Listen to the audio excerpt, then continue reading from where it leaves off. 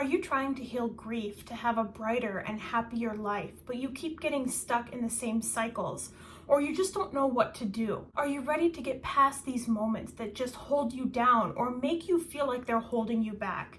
In this video, I want to talk about ways that you can heal grief that do not involve communicating or talking to the other person directly.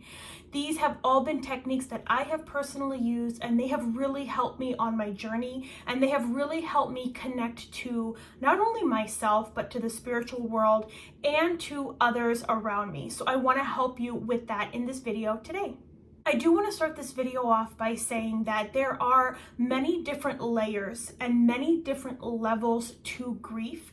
And each of us are going to grieve and process that grief or that trauma or that pain in many varying and different ways. And so there is no one size fits all ever in a situation where you're trying to heal and move past things that have happened to you, past arguments, trauma, grievances that you have had. And so in this video, I do want to stress that if you need actual therapy, I 100% support that. I have been to a counselor myself a few times in my life, and they have always been so beneficial and so helpful to me. So if that is something that you need, please do not take this video as me saying that you have to do these things and not actually speak to someone or a counselor or teacher or mentor that can help you. These are ways that I have used spiritually to heal, but speaking and talking to a counselor, speaking and talking to a mentor or somebody that you look up to and can trust is really, really beneficial as well. So one of the first things that I want to talk about is writing a letter to someone. So I'm going to give you a little backstory about me in 5th grade. Now I'm about to be 40 years old, so this was in 5th grade, so I was 8 years old at the time, and I still remember this clearly. And of course, obviously at the time, I didn't know what spirituality was. I didn't know what the universe was. I was just an 8-year-old who was at school with my best friend, and we had an argument. So my best friend and I have known each other since we were 5 years old. We are still very, very, very good friends to this day. We were in 5th grade, but we were in different classes at the time. So we were in kindergarten together, we were in 3rd grade together, but let's fast forward to 5th grade and we're in different classes. I remember there was an argument about a soccer ball, and remember, please, we were 8 years old, so you argue over the littlest, dumbest things when you're a child. I said something about the soccer ball in relation to her teacher that she had, and she did not like this, and she actually took the soccer ball and ran off, and we did not talk to each other for a very, very long time. I don't remember what I said, but she would not talk to me because I said something about her teacher in regards to this soccer ball. And again, I don't remember the exact detail, but I remember being in 6th or 7th grade, somewhere around there. And we both, again, were not in the same area. We went to the same school, but we didn't have the same classes. And I remember one day really wanting to talk to her and really wanting to communicate with her again. And I didn't know what to do, but for some reason, my mind was like, you should just write her a letter. And so I wrote her a letter about everything that happened. I wrote her a letter about everything that I felt, how she made me feel, how she hurt me running off, how she hurt me just never talking to me again and not even telling me why exactly. I found out that it was about this thing I said about the teacher years later. It must have been maybe 3, 4, 5 pages long, and I never sent it to her. I sealed it, I addressed it to her, I put her address on the letter inside of an envelope, but I never ever sent it to her, and I just put it away somewhere in my room. Flash forward a few months, and she randomly came up and started talking to me at school, and I could not believe it. At the time, I had no idea that my letter had been that powerful, but now that I'm in the spiritual work that I do and the mediumship and psychic work that I do, working with my clients and seeing the magic of words, whether written or spoken, I realize now that that was spirit saying to me, look, this is a way to heal, this is a way to move forward. And she actually started talking to me again, and we have been best friends our entire lives, even before that, even during that, and now. So a great way to work through grief and trauma and really trying to heal parts of yourself that other people have hurt or damaged or done something to you that just really affected you, and not having to actually talk to them or physically see them, is to write them a letter detailing everything that you felt. detailing the entire moment, what they said, how you reacted, what their words and their reactions meant to you, how they made you feel, how they hurt you. And then at the bottom of the letter, write a way to resolve the issue, how you would feel uplifted, alive, happy, whatever it may be, once the situation is resolved. How that situation being resolved would better your life and better their life. Now, they might not reach out to you, but you are going to feel it inside. That anger, that pain, that trauma, that frustration that's locked and trapped inside of you, getting it out of your body and onto this piece of paper is really going to help you in so many beautiful ways. So I do encourage you to get a journal out, get a notebook, maybe get a piece of paper and write it on that piece of paper, address it to them. Even if you don't have their address, you could put it in an envelope with their full name on it and file it away. You never know what kind of magic is going to come into your life because of this. Another great way to heal and help yourself move forward in life in general is to visualize a communication between the two of you in your mind. What would you say to them? What would you have them say back to you? Go back to the moment where the fight happened, the incident happened, the trauma happened with this person, and change what happens in your mind. Change the dialogue. Speak to them in a different way. Have them speak to you in a different way. In your mind, you can visualize a totally different scenario playing out, and this can really change the way that you feel about the situation. It can really help you heal the situation and be able to move on. Now, is your visualization going to change what happened in the past? No, of course it's not. That is in the past. But your visualization is spiritually helping you relive that moment and heal through it in a different manner, allowing different scenarios to happen. Or maybe there was an argument between, let's say, an ex that you were with, and this argument really profoundly impacted you. You can go back and say the things to them that you wanted to say in the moment that you never did. Maybe you were afraid to say them. Maybe you couldn't say them. Maybe you didn't have the ability to say them, but now you can. Go back and visualize that moment.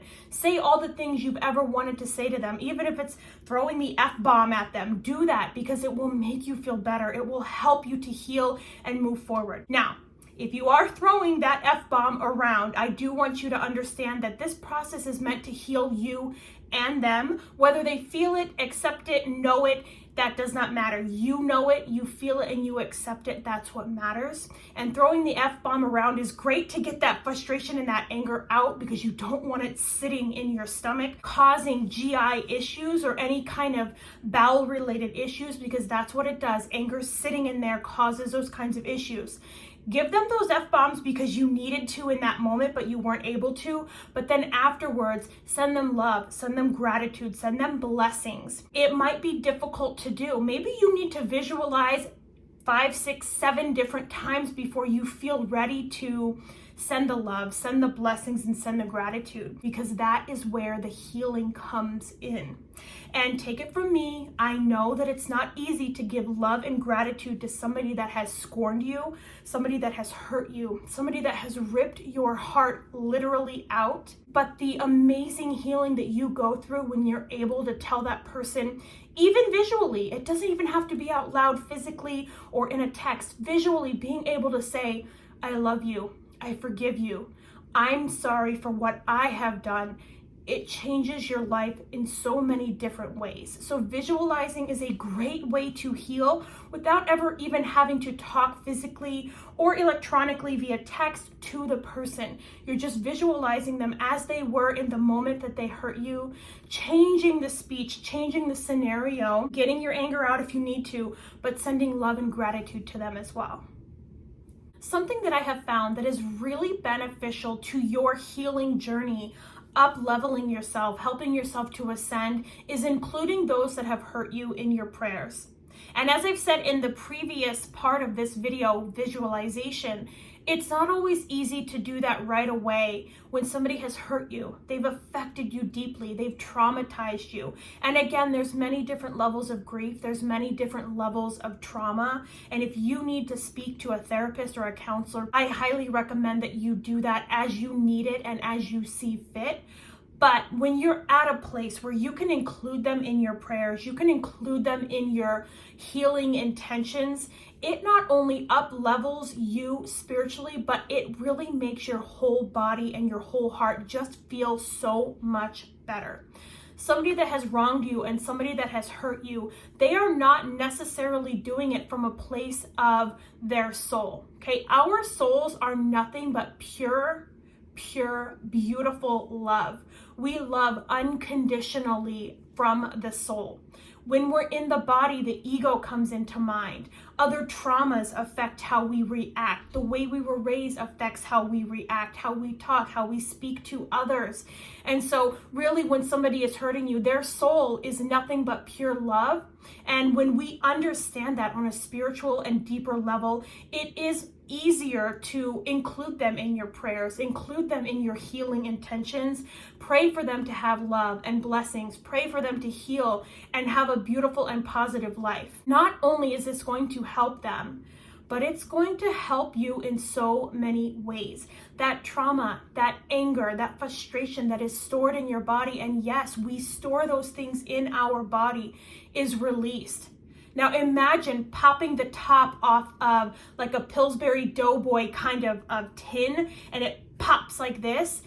This is what's happening when you're healing your body. You are taking the pressure off and releasing that trauma so that love can come in, healing can come in, up-leveling can come in.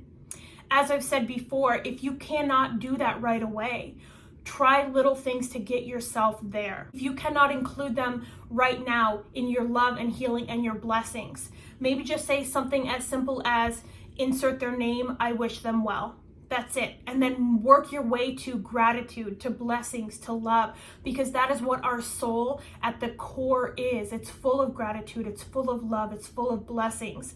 It's the ego and the life on earth and society and the way we were raised that really affect how we react and speak to people. And knowing that really does help you have the ability to love others, even if they have hurt you. Another great thing that I have found that I have done is just having a conversation out loud with them.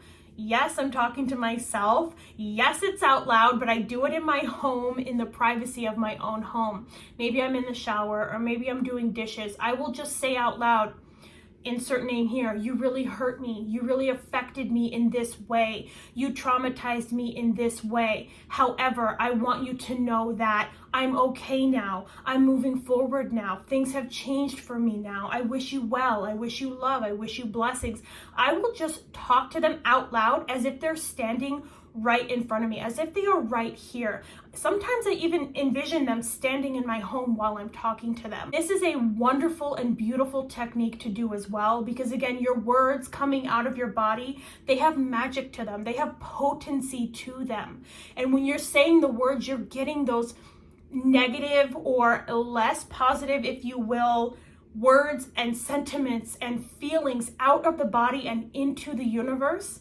And it's really healing you from the inside out. So imagining them standing in front of you while you're doing the dishes, just talk to them as if they're really standing right there. Talk to them about how they made you feel. Talk to them about how you are healing now. Talk to them about how beautiful your life is now.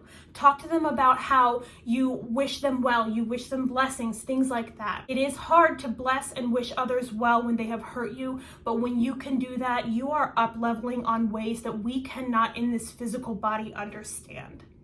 The last thing that I want to talk about that you can do is release them in love. What you can do is visually imagine you and them standing here with a cord between the two of you and pulling this cord out from them, out from you, and let it go into the universe. Now, I don't like to say cutting the cord because I feel like the roots of that cord are still within your body. That makes total sense to me. Let me know if it doesn't make sense to you, but if you cut the cord, the roots are still there. So I like to imagine the roots coming out of me, the roots coming out of them, and that cord just going up into the universe to be replenished into something beautiful and magical. So releasing them, telling them that you're gonna take this cord out, you're gonna take that cord out, and you're going to allow this situation to be healed. This has been so powerful for me in many different situations, and the people that I have done it with, who I haven't spoken to in years maybe, Send me a text. I hope you're doing well. I was just randomly thinking of you. And again, it's not that I would ever wish any harm to anyone that has hurt me or done something to me, because I have hurt people. I have done things to people. We all have, but it's a beautiful thing to do something like this where you imagine those cords coming out and that person who hasn't reached out to you in years reaching out to you. It proves that this magic is real and these things really do heal not only you but that other person. You might not ever know in this lifetime that they have healed or moved on or really benefited from the magic that you are performing, but it's not for you to know. It's for your soul to heal first and foremost, and to know that you are releasing that trauma and healing yourself, your body, your soul on many different levels. Thank you so much for tuning into this video. I do want to stress again that there are many different forms and levels of trauma, and some trauma is so painful and so hard to relive, and I want you to know that it's okay to speak to a counselor, a mentor, somebody that you trust. These techniques might not work for all situations that involve hurt, pain, traumatization, and that is totally okay. Work within the means that you can. Work within the means that help you in the moment, but know that you are able to heal yourself and work towards a better life. I hope something in this video has helped you, has resonated with you. I would appreciate your comments down below, letting me know what you think of these techniques. Maybe you have one of your own that you could share with all of us so we can learn and grow together. Thank you so much for tuning in. Do remember to like the video, leave a comment, even if you're just saying hi or leaving a cute little emoji, because every piece of engagement you give my channel helps me grow so much, and I appreciate it more than you know. I'll see you in the next video.